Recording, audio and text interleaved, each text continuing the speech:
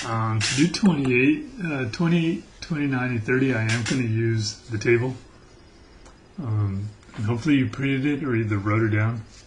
This is the table I'm talking about. So first it says the sum of the measure of the interior angles, and it's the sum, so we're talking about all of them, is 720. What kind of polygon is it? So I'm going to go to my table, and here's the sum of the measures of the interior angles.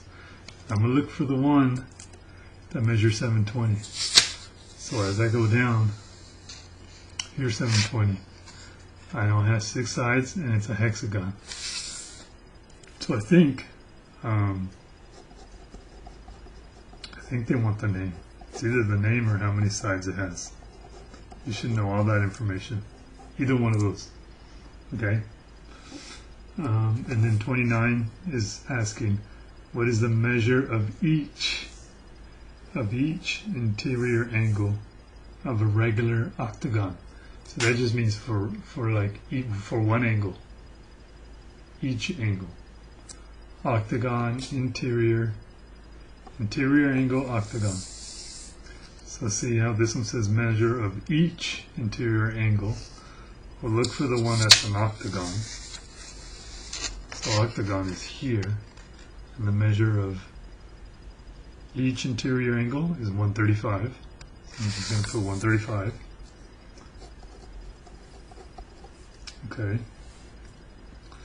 And then for 30, we have to find the value of x. Okay. The first thing we need to do is figure out if we add all of these angles up, what does it equal? Now because there's 1, 2, 3, 4, 5 angles, I know there's 5 angles. So the sum, so I'm going to go back to my table. When there's 5 angles, the sum, or the total, I guess I'll put total on here so you guys can see that too. The total is 540. Okay? So I'm going to put that here. So I know for all of these, it equals 540. So if I want to find the one that's missing, I do this. I take the 540, subtract out the ones I know, and what I'm left with is the one I'm looking for, 130. So you start with 540, take out the 100, take out the 105, take out the 85, take out the 120, and then you're left with x. Type it in the calculator, you're left with x. So that's what x equals. The 31, this table doesn't have it, but my table does. These are all exterior angles, right? They're outside angles, and for the outside angles, it doesn't matter how many there are. It always equals 360. Okay, so I'm going to do that a little bit similar to this one, but this one has more than one x. So watch. I'm going to subtract out the ones that don't have x, like 70, 95, and 45. So this one has 2x and this one has 4x. So when I do the subtraction, I get 150. Now I know 150 has to be split up between these two. Okay? 150 equals 2x and 4x. 4x. So if I solve these, or if I solve this, I get 6x equals 150, divided by 6, divided by 6, x equals 25.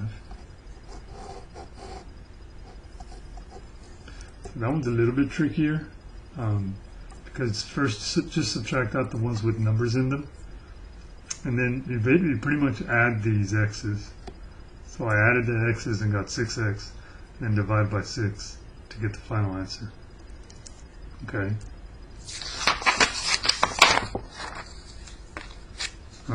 If we look at 32, So the perimeter for this kite is 122.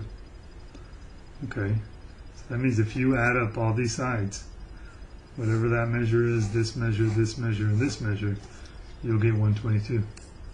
Well, because it's a kite and because of the markings, right off the bat, I know both of these equal 26, right?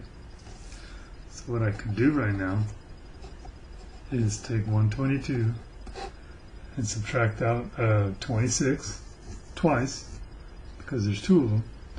And when you subtract those two out, you get 70. So I know 70 has to be split up between these two measurements. So I do 70 divided by 2, that's 35. So I know this side is 35 and this side is 35. Right? Because it was split up by 2, that's why I divided by 2. We could if we wanted to.